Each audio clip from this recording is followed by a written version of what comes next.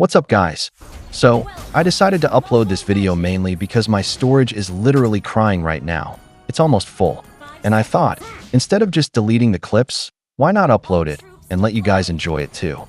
At least my storage gets cleared and you get something to watch. So it's a win-win.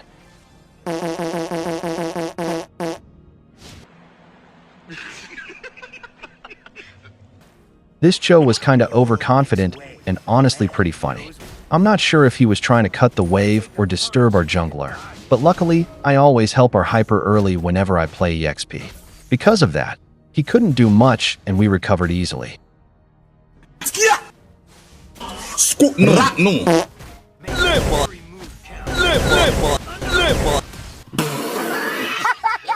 I honestly love destroying those players who aren't even that good but act super overconfident in the early game.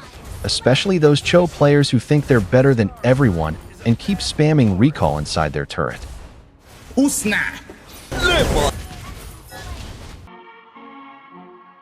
And he's not even the only one acting overconfident. There's also this Joy who was feeling way too confident for no reason. After I killed her, she even spammed okay at me. Like, what am I supposed to do now? Should I be scared of her? But this Cho wasn't one of those typical cocky Cho players, so no offense to him. Still, since he's a Cho, he had to show off a little bit here and there. I don't know why, but most Cho players are like that. Only the real pro Cho players are actually humble. The noob ones are usually the ones spamming recall, acting overconfident, and when they start winning, they become the most arrogant players on the map. And guys, I'm not expecting crazy views or a bunch of subscribers from this one. It's just something I wanted to upload this for fun. Hope you enjoy it anyway.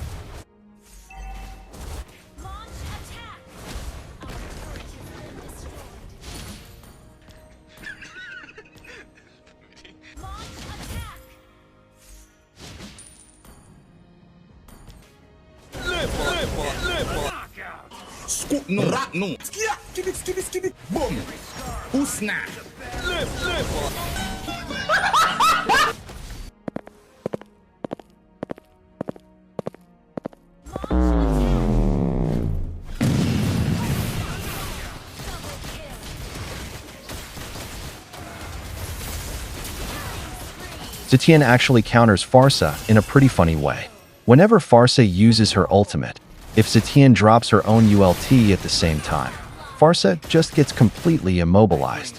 It's like watching someone press the pause button on her.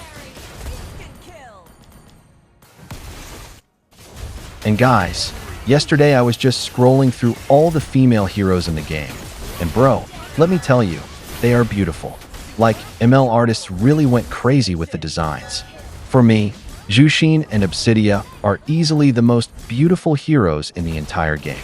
Honestly, I don't know how many of you actually noticed Obsidia properly. I didn't pay much attention to her at first either, but yesterday when I actually took a closer look, I realized how stunning she is. The details, the elegance, everything is on point. And hey, I'm not a simp or anything, okay? I'm just saying what I saw. But seriously, when you look at Jushin from the back, her figure is just wow. The designers knew exactly what they were doing.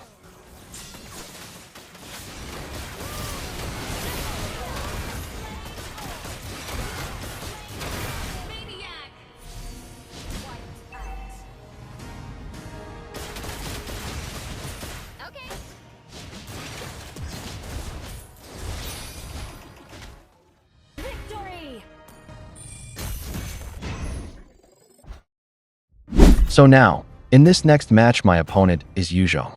And honestly, if you manage to kill Yu Jong early, you can completely dominate him for the rest of the game. Yu Jong relies heavily on his spell Vamp and his passive to survive and turn fights around. But if you shut him down early, he can't even activate his full passive properly, and you can burst him before he has a chance to steal back your HP. Basically, all you have to do is kill him once or twice, or at least keep a solid gold lead over him. If you're ahead, every fight becomes so much easier because he never gets the chance to scale. You just keep him pressured and he becomes free food. But if Yu Jong gets the upper hand early, then as Paquito, it becomes really tough to deal with him one-on-one. Once he starts snowballing, his sustain is insane and he can tank your combos like nothing. In that situation, don't waste your time trying to fight him. Just ignore him and shift your focus to the real squishy targets: marksmen, mages, and even fragile assassins. Paquito shines when bursting down soft heroes, so play to your strengths instead of forcing fights you can't win. That's how you handle a Yu Jong matchup. Dominate early, or if he wins early, out-rotate him and bully his teammates instead.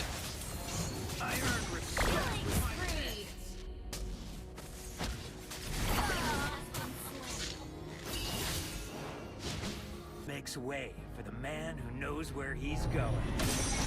A knockout! Once you get a gold lead against Yu Jong, you'll start bursting him down exactly like this. Early and mid-game Paquito damage is crazy, and if Yu Jong falls behind, he just can't keep up with your burst. But here's the thing, this only lasts up until around mid-game. After that, Yu Jong usually switches his build and starts stacking tank items.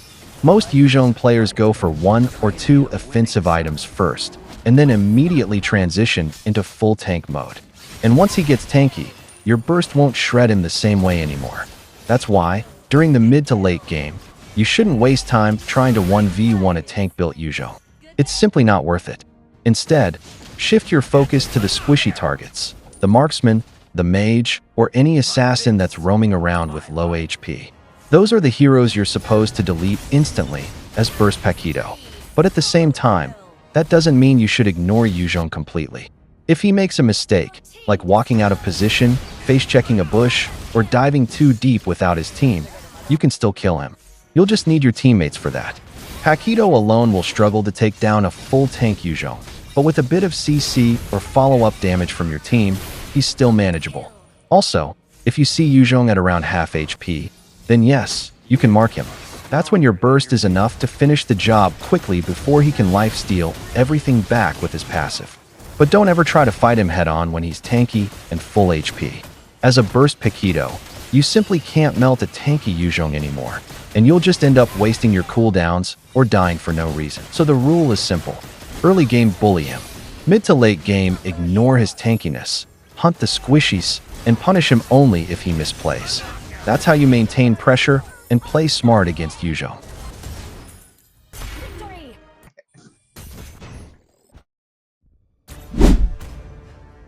So in this match, I'm landing against Ruby. And honestly, Ruby is one of those heroes who is both really hard to deal with and surprisingly easy at the same time. It all depends on how well you understand her skills and her timing. If you don't know how Ruby works, her CC patterns, her lifesteal, her passive resets, then she will feel like the most annoying hero on the entire map. She can chain stun you while dealing damage at the exact same time, and her self-sustain makes it feel like she never dies. You poke her, she heals. You engage, she stuns you. You try to back off, and suddenly you're pulled back in. So if you're clueless, it's pretty much impossible to beat her in lane because she out-sustains, out-controls, and out-trades you. But the moment you actually understand how to play around her skills, she becomes super easy, like literally a piece of cake. Once you figure out how to dodge her hooks, avoid standing still after dashing, and bait out her abilities, she really isn't that scary. She's strong, but she's predictable, and predictable heroes are easy to punish. So here are some simple but extremely effective tips that will help you win lane against Ruby. 1. Never stand still after using your skills.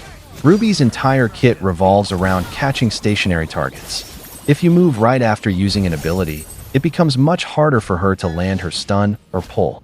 2. Harass her before she gets items. Ruby is weak early if she can't lifesteal. She needs items and levels to become tanky, so this is your chance to chunk her and deny her that safety. 3. Don't let her full combo you. If she starts her skill chain, disengage immediately. Her true strength comes from consecutive CCs. Break the chain, and she loses most of her damage. 4. Respect her sustain. Ruby heals a crazy amount through her spell vamp. Don't take long fights with her unless you're already ahead or she's low HP. 5. Call your jungler early. Ruby is one of the easiest EXP laners to set up for ganks because she has no dash. If she's overextended, she's free food. Once you understand these basic mechanics, the matchup becomes super manageable. Ruby looks scary, but she's actually very readable once you get used to her playstyle. Combine these tips and she'll go from annoying nightmare to easy farm really quickly. That's how you beat Ruby in lane. Simple knowledge, smart timing, and clean execution. And if by any chance you're losing the lane, then just don't take direct fights with Ruby. When she gets ahead, she becomes one of the most annoying heroes to deal with. Her sustain gets crazy. Her healing keeps her alive through almost everything. And even if you poke her down, she can recover like nothing happened. Trying to force a 1v1 at that point is just not worth it. You simply won't kill her unless she seriously misplays. So in that situation, the smartest move is to avoid her altogether. Instead of wasting time trying to win a losing matchup, rotate around the map. Go help your teammates, pick off the squishy enemies, and create impact in other lanes. Paquito is amazing at bursting soft targets, so even if you lose lane, you can still become a huge problem for the enemy team. And this doesn't apply only to Ruby. Use this approach against any hero you're losing to. If a matchup becomes too hard, don't stubbornly fight. Just play smart, focus on other targets, and get value somewhere else. Or, if you prefer playing slow, you can simply farm safely and wait until you catch up in gold. Once you get your core items, you'll naturally become strong again, and you can re-enter the fight with way more confidence.